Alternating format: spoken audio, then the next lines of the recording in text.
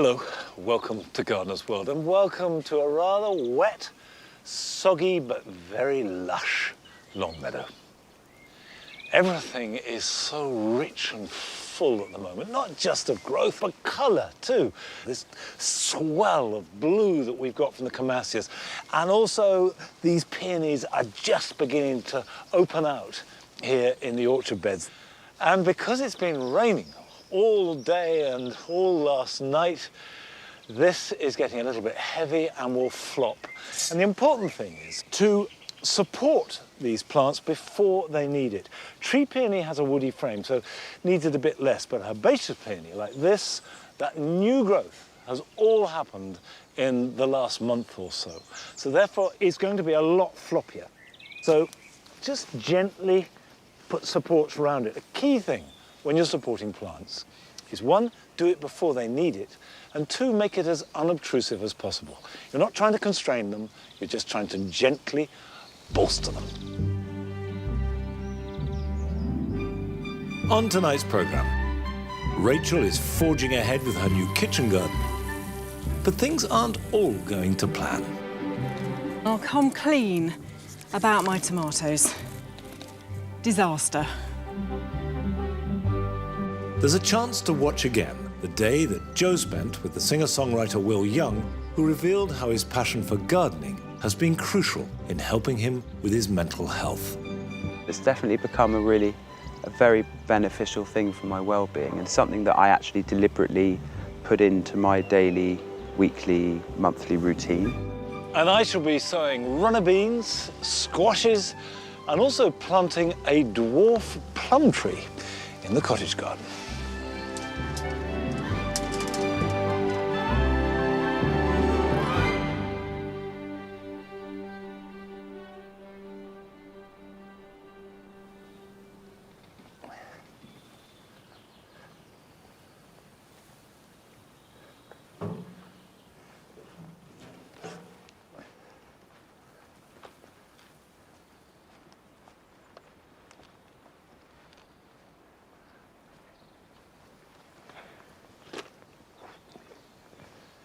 If you can plant, particularly young plants, small plants now, when the soil is moist and there's rain and it's warm and there's lots of light, they're going to grow really fast.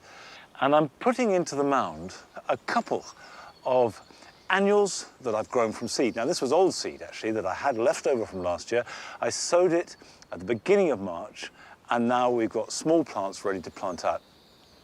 And although at this stage of May, the garden is lovely, actually, you do need to plan ahead. Now is the time to be thinking what it's going to be looking like at the end of June and into July. Not too late to sow seeds to do this, by the way. If you sow tender annuals now, you'll have them in the garden ready for a really good July display. My first plant is Nicotiana. Now, this is Nicotiana lime green. It's a tobacco plant. It has the traditional tobacco plant fragrance, that slight musky smell. And these yellowy green flowers are perfect for this part of the garden. If I take one out, like that, there you can see. Nice root system. You want to be able to see the roots on the outside of the plug, but also see some soil. And if all you can see is root winding round and round, it's a bit too late. So it's worth just checking every now and then to see if they're ready. And of course, planting from plugs couldn't be easier. You just make a little bit of a hole, stick it in, and firm around it. And because there's rain, they don't even need watering in. Now, the other one that I'm planting is this. These are marigolds, and you can see they're just starting to come into flower. And this is a variety called Vanilla Cream. And it's got a lovely pale yellow on the outside of the petal, and then at the heart of the flower, a rather deeper, more egg yolk colour.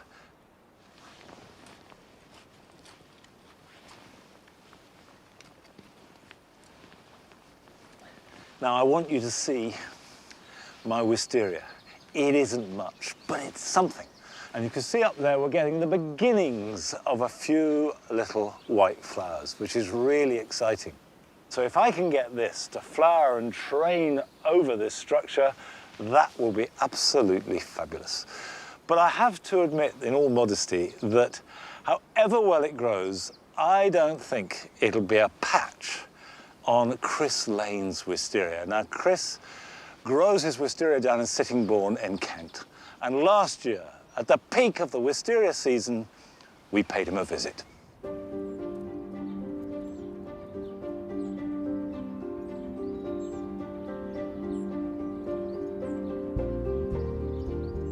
I love wisterias because of the fact that they produce an abundance of long raceme flowers,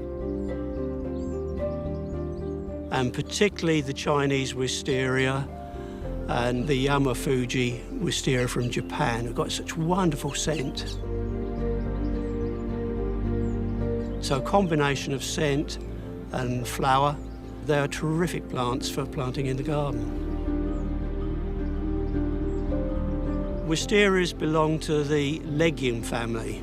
Legume family includes things like sweet peas, various other things like that. And they have a typical pea flower. Wisteria flowers are produced on a raceme. The individual flowers open from the base of the raceme down to the apex. So you can see they're well in flower at the top and there's buds at the bottom. The flower buds at the bottom are facing in a different direction, so they rotate over 180 degrees so that the back of the individual flower, which is called the flag, is facing outwards with a small yellow nectar guide there for the bees. And when a bee alights on the flower, it pushes apart the two side petals, which are called wings, and down on the basal petal, which is called the keel, to reveal the stigma and the stamens. So it will deposit pollen on the stigma, it will collect pollen and then take to another flower.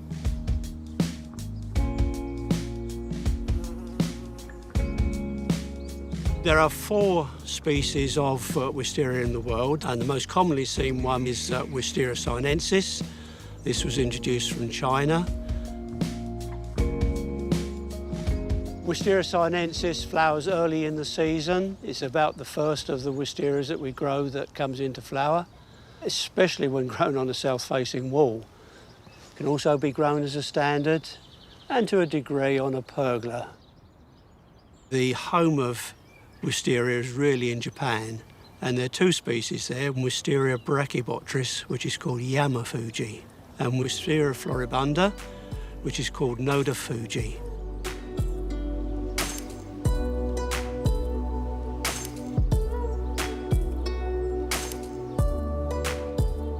This is an extraordinary cultivar that they've called Kiyoshaku. It differs from the other wisterias we've talked about so far in the fact that it twines clockwise.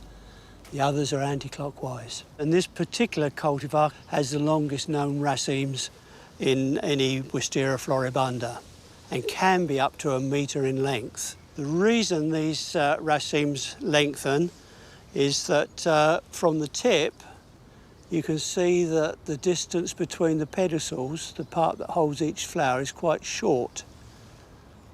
Whereas on the flowers that are starting to open, the distance is greater. So it just elongates as it goes down with the flowers opening. This is my favourite Wisteria floribunda. It's a cultivar called Kimono. And the reason I love this plant is the whitish flower, which is suffused nicely with a pinkish mauve colour, and the reverse, the calyx at the back, is really quite a deep mauve colour, and that's visible when you look at the plant as a whole. It's not too vigorous, it's fairly compact, it's easy to train, and if only you could smell through the lens, that is gorgeous.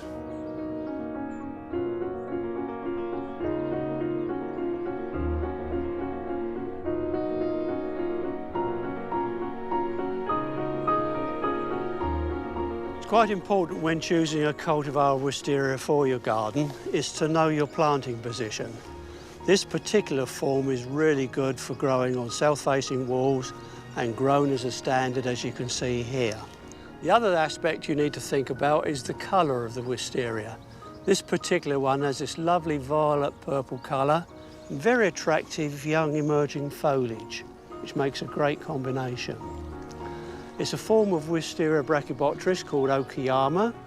There are other cultivars of Wisteria brachybotrytis in colours of white, pink and blue.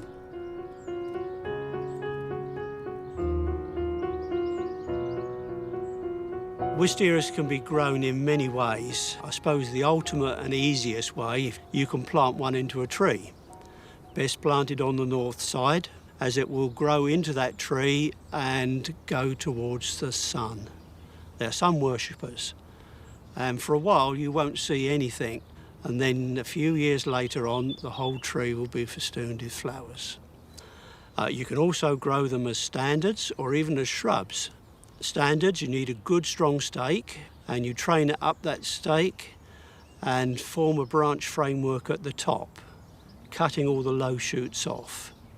Grown as a shrub, it's just like a standard but low down. One of the most iconic ways of growing wisteria is on a pergola or an archway. And this was first seen when Westerners got out to Japan and the way they were cultivating there. It's very important, particularly with the long raceme sorts, that the pergola is sufficiently high, at least 10 feet to 12 feet. Another reason for my love of wisterias is a love of nature as well. And when these are in flower, the perfume that's given off by them attracts bees, not just honeybees, but bumblebees. This is something that gardeners can do to help the bee population.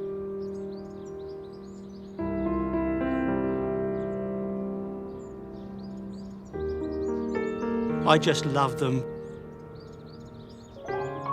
Wisteria, the king of climbers.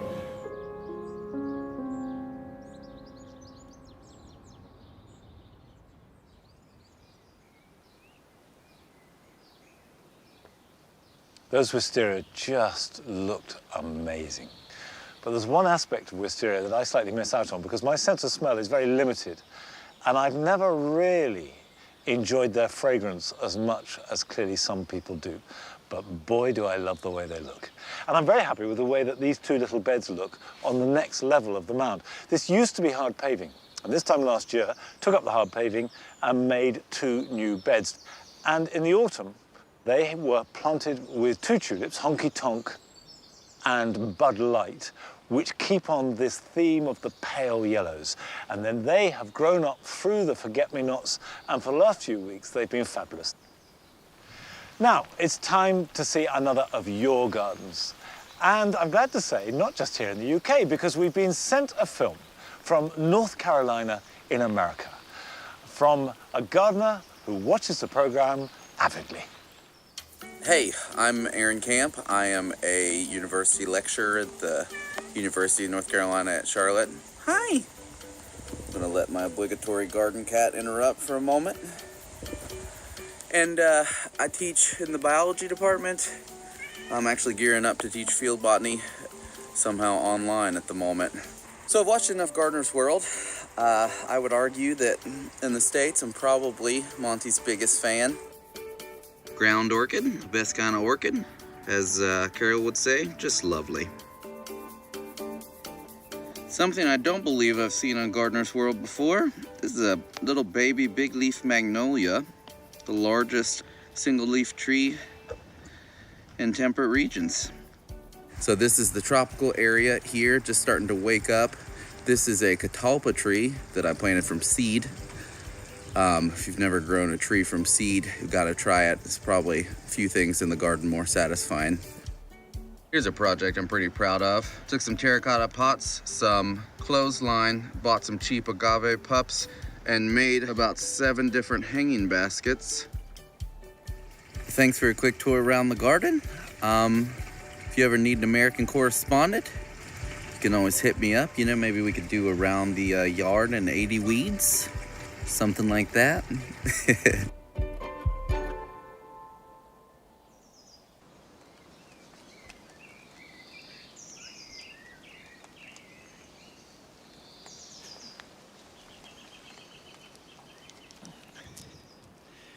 Thank you, Aaron, for sending in pictures of your garden and how you are using it. And I love the thought of people watching us all over the world. So if you are watching this in any corner of the globe, please send us a short film of your garden and we'd love to see it.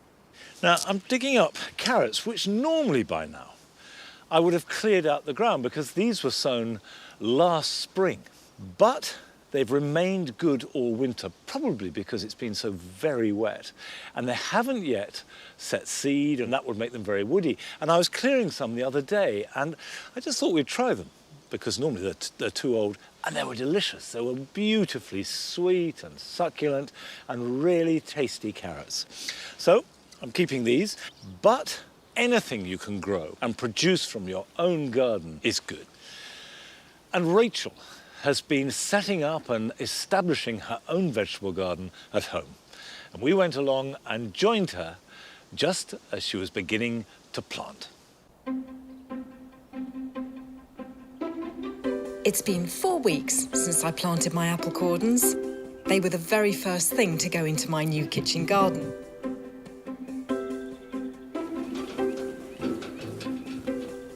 I'm so excited that these apple cordons are in flower. It means they're really settling in nicely.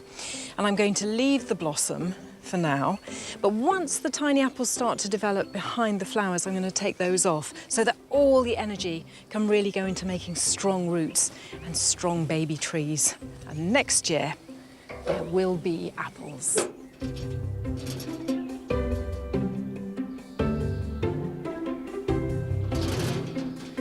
Today's the day that planting really begins.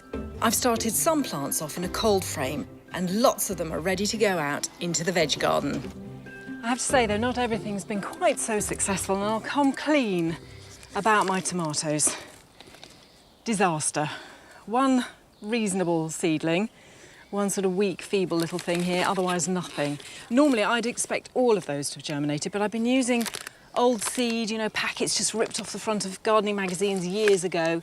Same is true here of the sweet peas. I've got 3 have come out. So we'll see, maybe it's early days, I'll give them a bit longer. But also ready to go in shallots. Started off in pots, and now they can go out. Can you hear the mason bees? They're going in and out of the holes in this old wall.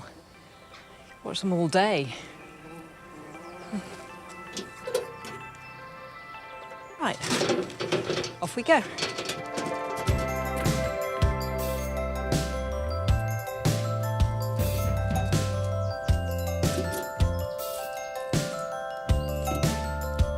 Well, as you will see, this area has been completely transformed. I have now got the vegetable garden, I think, of my dreams. It's looking fantastic. It's been a lot of hard work, a lot of elbow grease. My husband has made me all of these raised beds, which is fantastic. Last month, I sowed sugar snap peas into some old guttering. And the idea is that the seedlings will just slide out into my new beds in one go. What could possibly go wrong? Well, they may have to come out in bits, in which case, so be it. There's that bit going there. I'm just going to try with a bit of persuasion. There we go. That's the rest of it just sliding in nicely. 2 rows should be plenty. All they need now is some twigs cut from the garden for a bit of support. Doesn't have to be too pretty. And then if I do find that I've got pigeons coming in, disrupting everything, then I will probably just drape a bit of netting over this. Finally, a good watering in and the peas are done.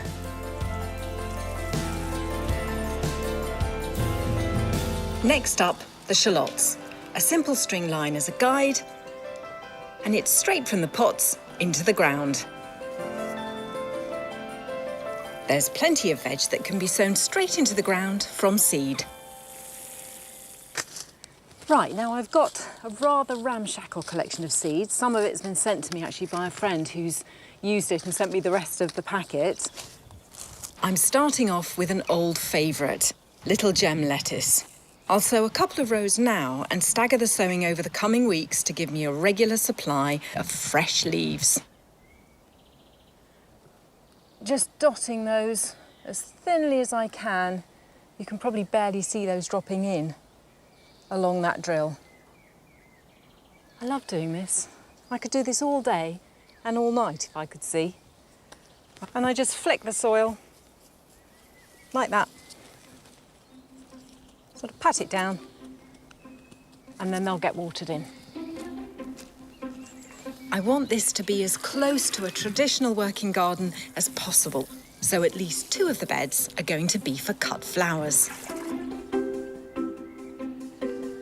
Right, I have decided that I'm going to devote this whole bed to, I think, the best value summer flower for cutting, which is dahlias. And I sort of came rather late to them. I didn't used to like them very much. And then I had a sort of epiphany, and now I can't get enough of them. Hence, a whole bed, and I know that's a lot of dahlias, but in my opinion, you can never have too many. They are tender. But in this garden, particularly, because we've got the walls, and they act like sort of heat storage units, these walls, and they release that heat actually during the night, and it's very sheltered. I think I can get away without putting these into pots first. So I've chosen this one to go at the front, which is called Bishop of Oxford. And it's a little bit shorter. It's got single flowers in a sort of really bright orangey red. They've got these tubers, which are these sort of rather bulbous, dangly, sort of dried out looking things. Doesn't look promising at all, but actually if you look close, there are little tiny shoots there already. So I'm going to put them actually in pretty much straight rows, because this is a working area. It's not just supposed to be pretty. And they like a nice rich soil. And also you need to make sure when you're planting them, whether it's in the ground or in a pot, that you get all the soil or the compost really in good contact around those tubers, so there aren't any air pockets. So exciting. I love dahlias. We'll probably have flowers fairly soon in the summer. They really are, if you keep picking them, which I will be, they're the best value flowers ever. And I can just see it now. I can see it, all this colour here, and I can't wait.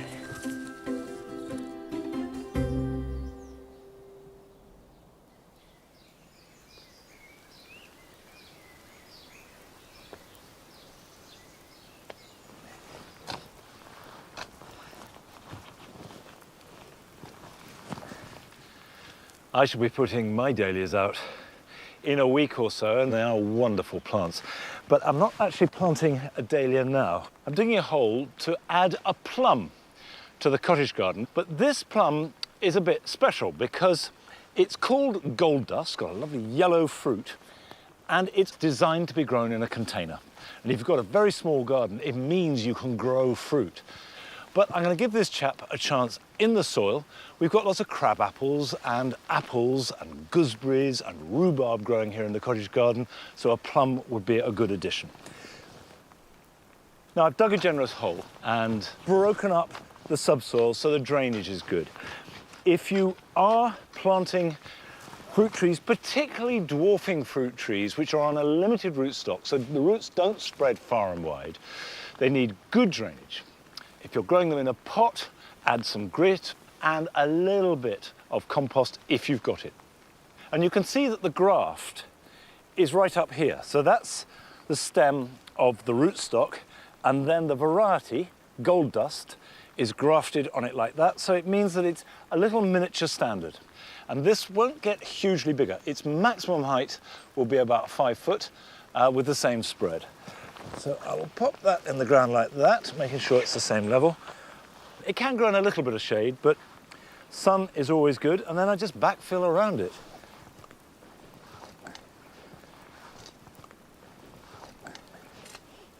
Now, this I will firm in with my heel like that, just round the edge,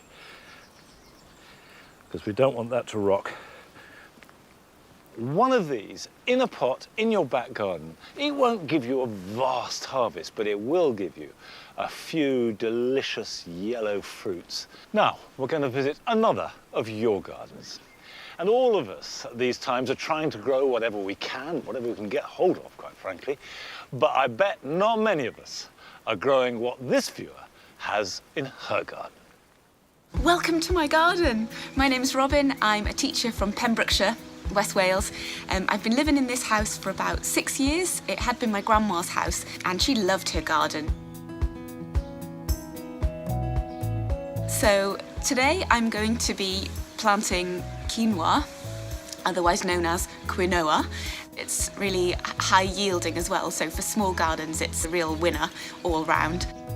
So I'm just going to sow direct into the soil, 30 centimetres apart and 1 centimetre deep, and then just cover them over and let them do their thing.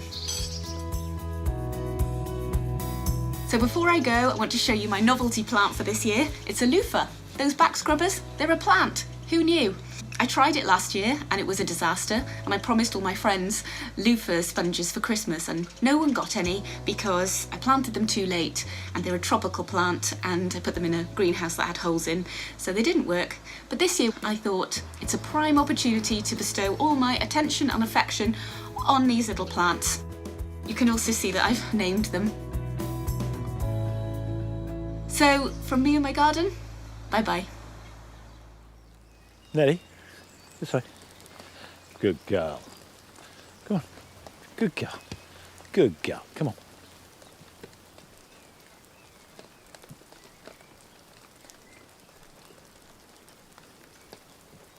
I have to say that I've never tried to grow either loofahs or quinoa myself, but the important thing is, if you grow what interests you and what you think of as fun, then you're going to do it, and you're going to try and do it well.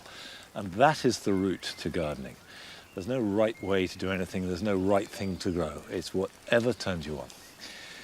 Now, I know an awful lot of people like acers, and I planted this acer last year. It's come through winter absolutely fine. What they hate more than anything else is drought and being exposed to wind.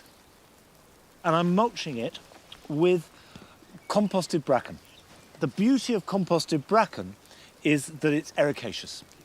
It's acidic. And by and large, all maples prefer acidic soil, and as well as acting as an efficient mulch, keeping down weeds and keeping in moisture, it will also slightly make the soil more ericaceous. It won't change its nature, but it will just help. And pine bark will do the job really well. So buy a bag of composted bark and then spread it round your acers, and they will thank you for it. Now, still to come. We revisit the day that Joe spent with Will Young in his garden in Cornwall.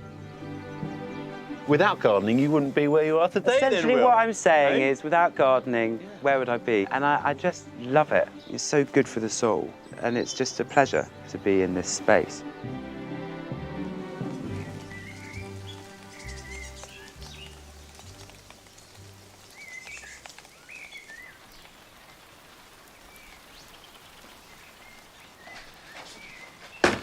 Three weeks ago, I sowed these zinnias. This is Zinnia Orange King.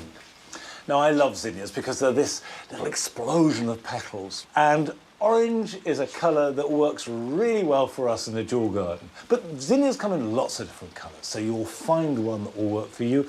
Brilliant as a cut flower, brilliant in the border. But they are tender, so they need to be sown under cover, grown on, which then means that they need to be pricked out so that when the nights get warmer and you can plant them out, they're growing nice and strongly. So I've got some compost with fairly good drainage. I'll half fill the pot like that. And then the first thing you do when you're pricking out any plant is to look to see if it has true leaves. Down the bottom, you've got the seed leaves, and then above it, the true leaves. So the first pair of leaves are simply there to get the seedling going. And that's when it's okay to handle it. Now, the second thing, when you're pricking out, do not hold the plant by the stem. Hold it by the leaf, and the reason is really simple, because the stem is very fragile, it's easily broken, and can't be repaired. then I like to use an old knife, but anything that you can work around the roots and just gently lift it up, taking as much root as you can, and there you are.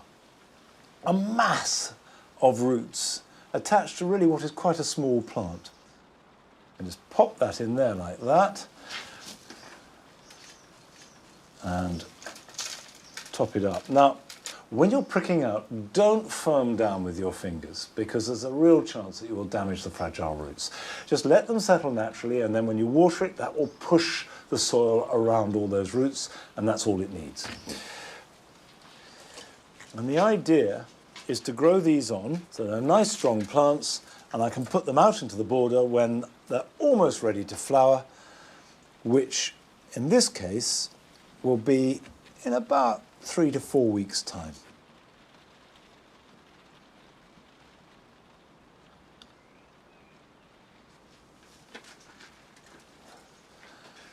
Right, I will work through this tray, and then I will put them, when they're all potted up, into a cold frame, which is the ideal halfway house between a heated greenhouse and full exposure out in the garden. And I find at this time of year, cold frames are invaluable. And a few years ago, Nick gave a masterclass in how to build a cold frame using recycled materials.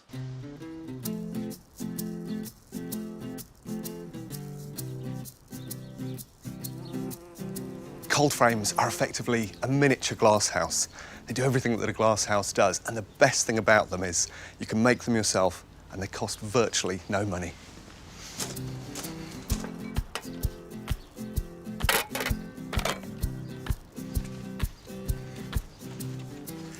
You know, putting a cold frame together is really quite straightforward. All you need is some old pallets, some polycarbonate, a few basic hand tools, and that's about it. First thing I'm going to do is break this one up with a hammer.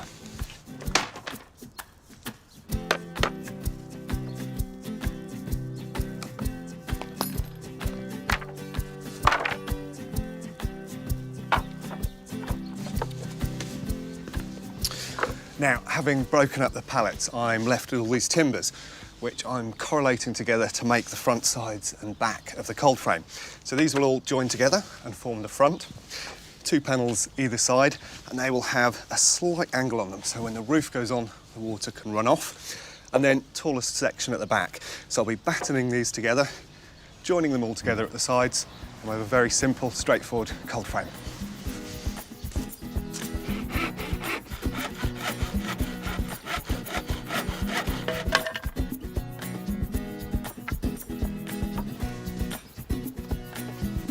Now I've cut all the batons to size out of the scrap pallet wood, and they're going to be the pieces that hold these outside frames together. So this is the front of the cold frame, just using basic wood screws to hold it together. And all I need to do is screw these together, and it'll hold the whole frame as one. The next thing I need to do is to cut the top of these 2 side panels.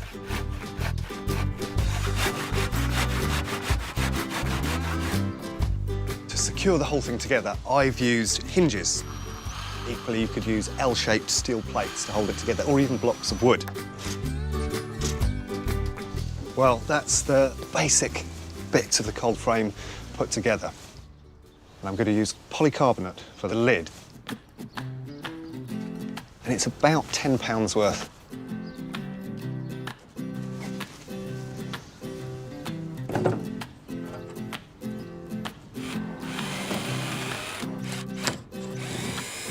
I've used cable ties at the back here. They're heavy duty and they'll work as a brilliant hinge for the lid.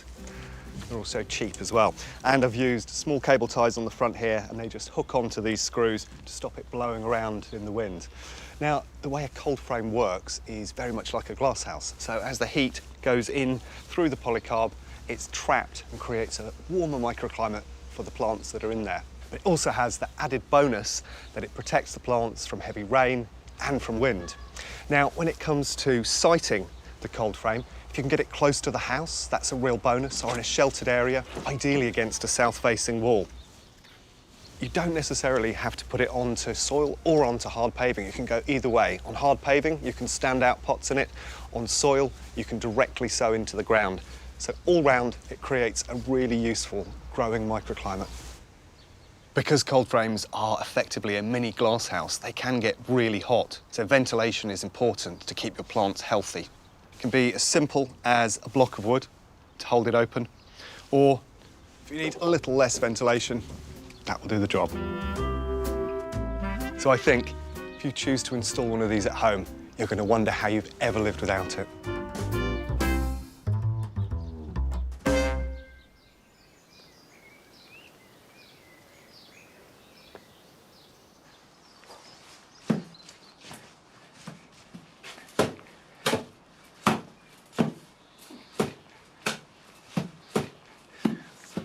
Nick makes that look very easy, but even if you don't have his carpentry skills, any kind of cold frame that you make will serve you well. I cannot recommend them too highly.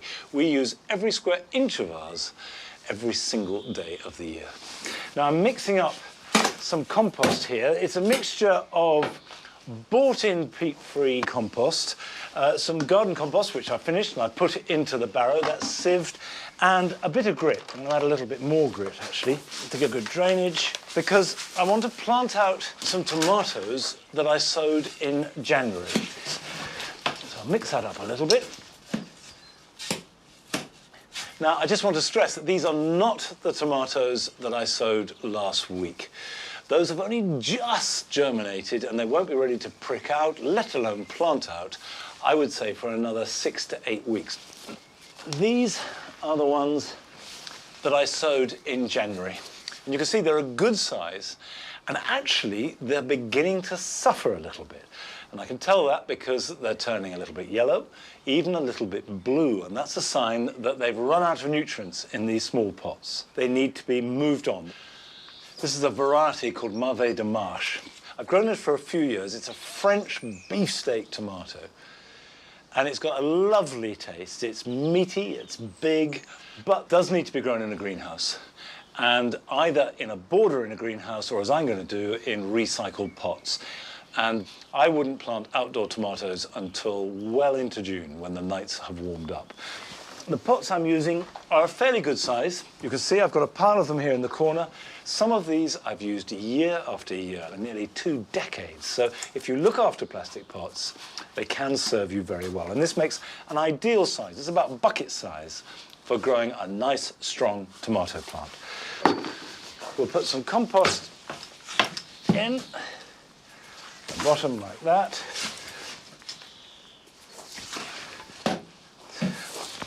Take this out. Now, the key thing when you're planting tomatoes either in soil or in a pot is to plant them good and deep. And that means right up to that bottom leaf, that deep. And what will happen is that the roots will form from the stem. That will help anchor it and also means that it has more access to nutrients. So we'll put that in there like that and then fill the soil around it. Right, even a bit more. And then firm down. We'll put the label back in there, that's the first one. And these will line up along here.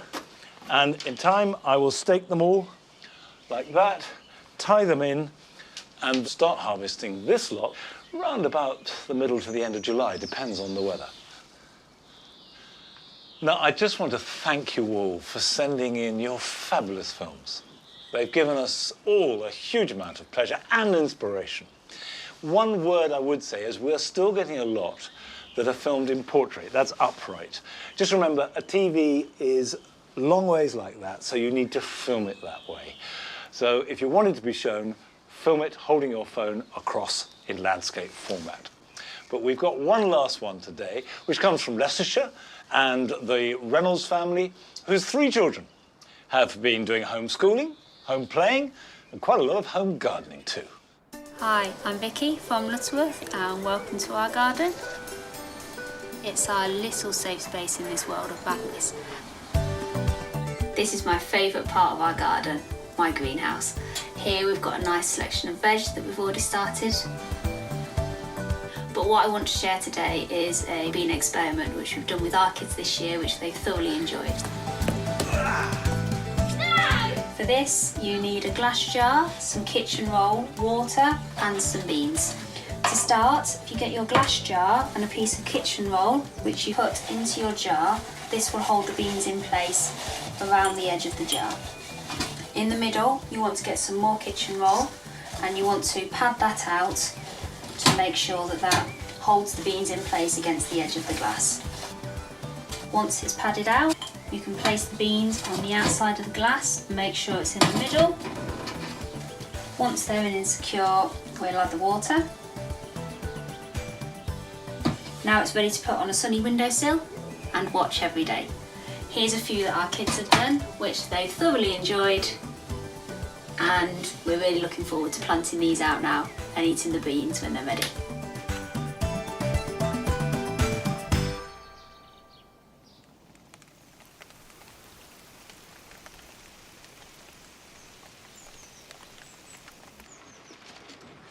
I think that idea of sowing the beans on the outside so you can see them growing through the glass is brilliant. Well, I'm going to sow some runner beans now. Now, I've got a variety here called Scarlet Emperor. Beautiful, as well as producing really lovely beans. And runner beans like our climate, because until the frosts come, they don't mind if it's a bit cloudy, if it's a bit rainy, if we have a cool summer or a hot summer. As long as they don't get too dry, they will be happy. I'm putting them in on their edge, just one per plug.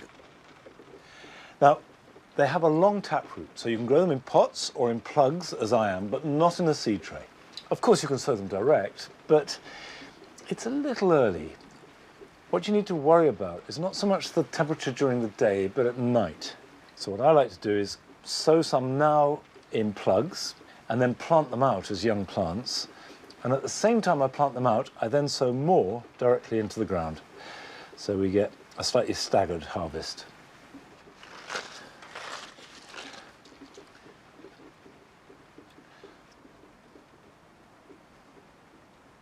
I will put these somewhere warm. Windowsill is ideal, greenhouse obviously if you've got it, a cold frame, and these will start to germinate quite quickly. Push that down a little, cover it up lightly, and they should be ready to plant out in about a month.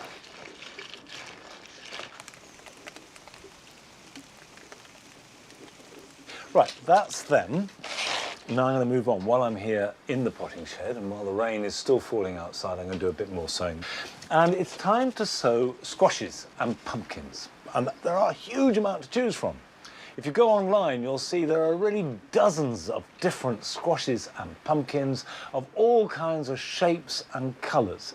But if you want a Halloween one, you want the biggest one you can possibly get. I've got Blue Hubbard here, which not only looks fantastic with a sort of blue skin and deep yellow ochre flesh, but can grow up to about 20 pounds in size. Now, it doesn't matter what variety you grow, the technique is exactly the same. Don't use a seed tray, don't use plugs, you need pots. And I will sow 2 seeds per pot. It means that I'm pretty guaranteed that one of them at least will germinate. So just push them in on their edge. Once these have germinated, you take out the smaller of the 2, and it means the one that's left behind will have all the compost, all the nutrition, all the moisture to itself. So we'll just cover those over a little bit and put them somewhere nice and warm. And you'll start to see them appear in about 10 days, 2 weeks' time. And then when the weather gets warmer, you can put them outside and let them grow on outside for at least 2 weeks. Don't worry if you're not planting these out until well into June. Now, last year, Joe went down to Cornwall to visit the singer-songwriter Will Young at his parents' garden. Now, Will is a keen gardener, but more than that, this garden in particular has huge meaning to him.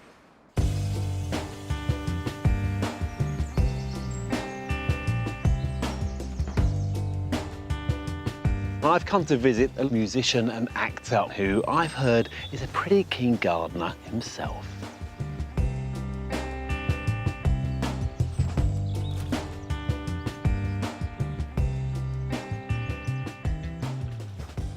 Hello. Hi, Will. Welcome. How you doing? They're dogs. There are dogs. There are dogs. There are dogs everywhere. What a stunning part of the world. It's absolutely beautiful here, isn't it? Great, isn't it? So what's your connection to Cornwall? Well, I've been living in Cornwall actually from about 14 years ago. So I started coming down this way because I was doing politics at Exeter. And then when I went into pop, I wanted to find a place, you know, just for some seclusion, and found this wonderful house. And then my parents came down 6 years ago and created this amazing garden. And they're keen gardeners? Yeah, my mum's garden designer, and she's a very keen gardener, as is my dad. My sister's a gardener, and I was a gardener throughout A-levels and university. I used to listen to music while I mowed, and before I entered Pop Idol, and I listened to my audition songs that I had to do, and earned the money to get up to London to do the audition. Fantastic. Through gardening. Wow, so gardening.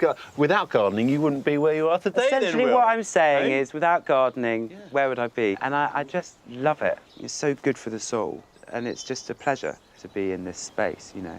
Yeah. Would you like to see more of the garden? Love to. Come with me. Yeah, love to.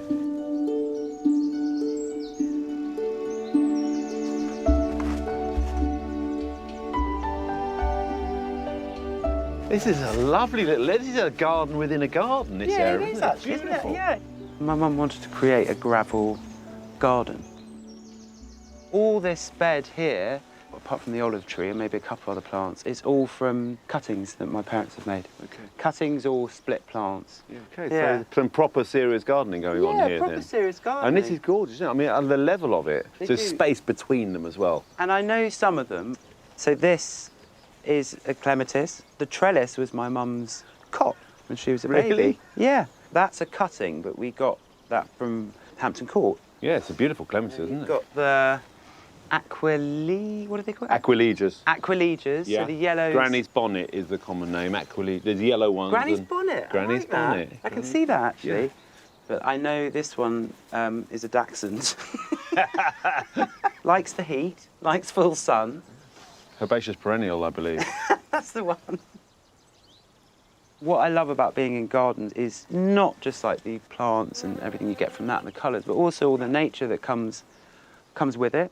So my dad makes a lot of bird boxes. That was meant to be for a wagtail, but it's become a bumblebee's nest, which I love, you know. And Yeah, so the bees going in and out, yeah, you can don't see they? them go in and out, and then there's a wagtail that comes. And the cardoons, I learned a trick on Gardener's World, which is to prop them up, and then the plant grows through the So sort of little stake twigs. them? Stake them, but with sort of Yeah. these delicate twigs to prop up the leaves. You've been watching Monty? Yes, I have. But I'm one of those sort of like slightly cavalier gardeners. Is I just like throw them in, see how it looks, learn the name afterwards. A bit like my songs, really.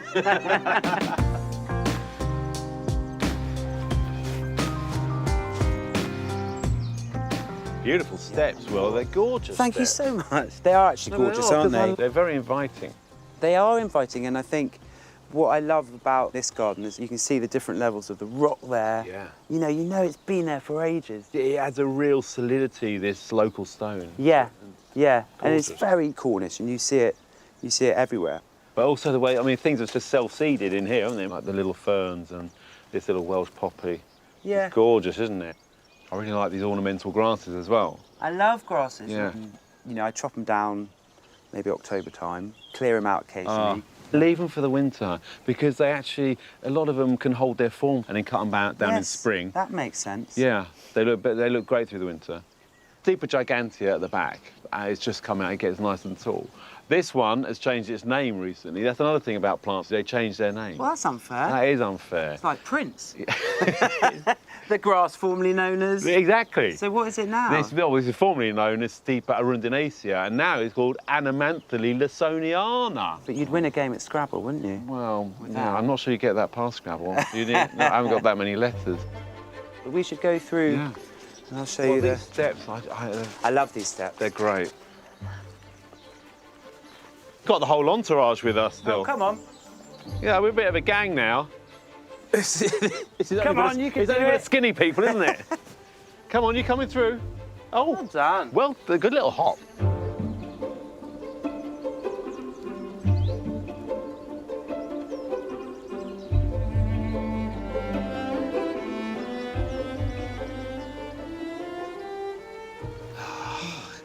So is this one of your favourite areas here? Yes, this is. I love structural gardening. You know, I love literally that little kind of landscaping of garden. The process of gardening as well, isn't it, is very rewarding. It can engross you and take you away from things as well. Oh yeah, because I mean I got very ill and I have a anxiety disorder, for want of a better phrase, and gardening's really helped me because it grounds me, and I have to kind of feel. You know, I like to feel the earth, and it's sensory. So it's definitely become a very beneficial thing for my well-being, and something that I actually deliberately put into my daily, weekly, monthly routine. Right. And I always liked gardening, but then I really started getting into it when I was in treatment, actually, because I had to go into treatment for anxiety. Did they prescribe gardening? Well, they sort of did, but then I sort of picked it up and created gardening at the place. Started growing dahlias and irises from, you know, bulbs, and sweet peas and some vegetables, and gardening very much gives to you. You know, like the process of creating something is sort of miraculous in a way. From a tiny seed or a tiny cutting, you can get these amazing plants. But you have to be patient, and you have to nurture, and maybe the act of nurturing something else kind of maybe aids you to nurture yourself. And it's amazing how people talk about, you know, pills and, you know, counselling, things like that, which all do work. But actually, you know, gardening and nature is like a brilliant healer, isn't it? Yeah. You know, it's just the best.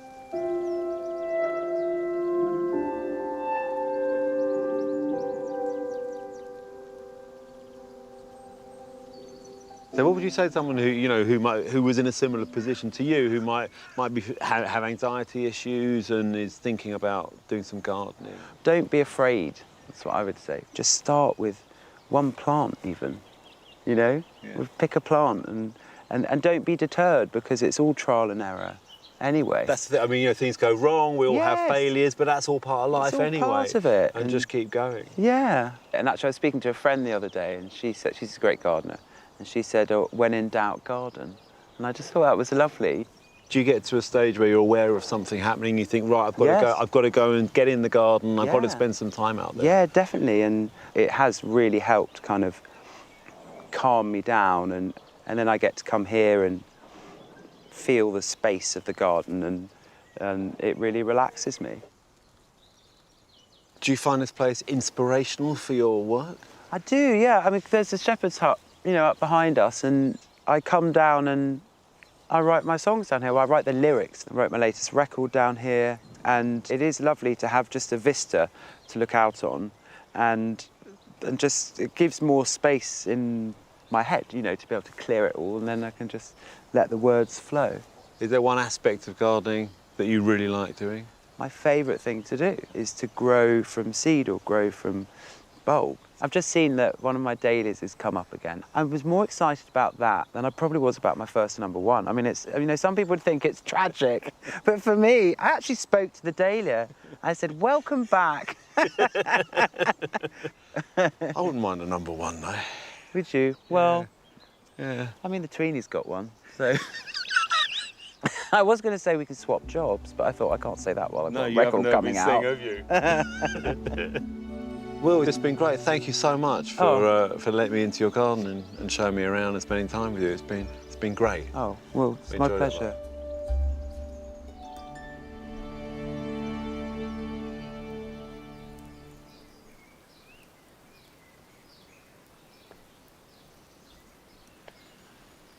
I remember when we showed that film for the first time last year, we had a huge response.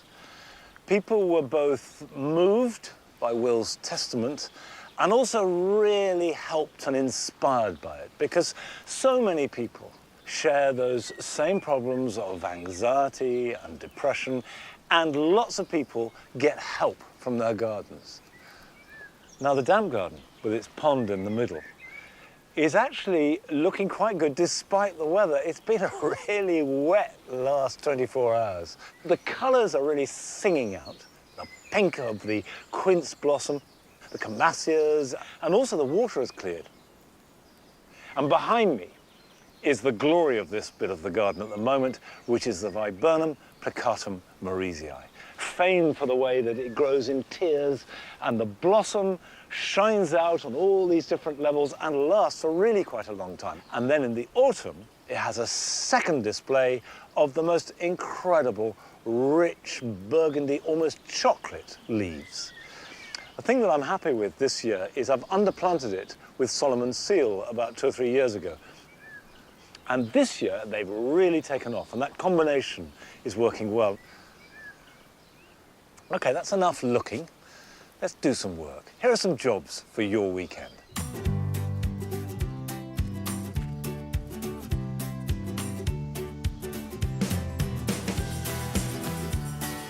If your dahlias are growing strongly, but you're not ready yet to plant them out, tip them back by reducing the leading shoots to a pair of leaves.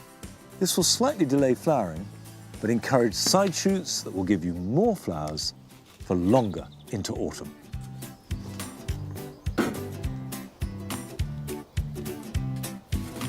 It's time to earth up potatoes as the foliage appears above the soil. But if they're in raised beds like mine, you need to cover them with a mulch. I'm using straw, but if you can't get any straw, grass clippings will do the job, as will a layer of compost. This will protect the leaves from frost and also provide a blanket to stop light affecting the growing tubers.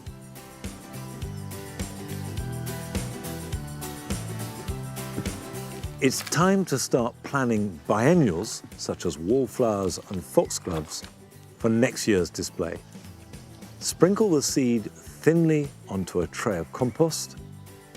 Cover these lightly with vermiculite, water, and then let them germinate. They will then develop into young plants which will overwinter before flowering next spring and summer.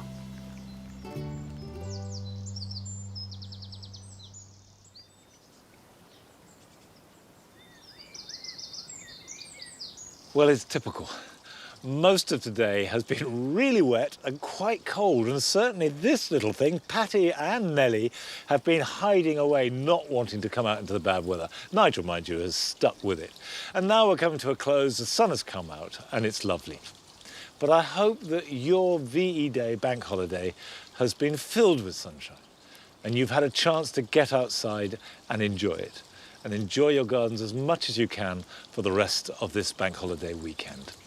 And I'll see you back here at Longmeadow next week. So until then, bye-bye.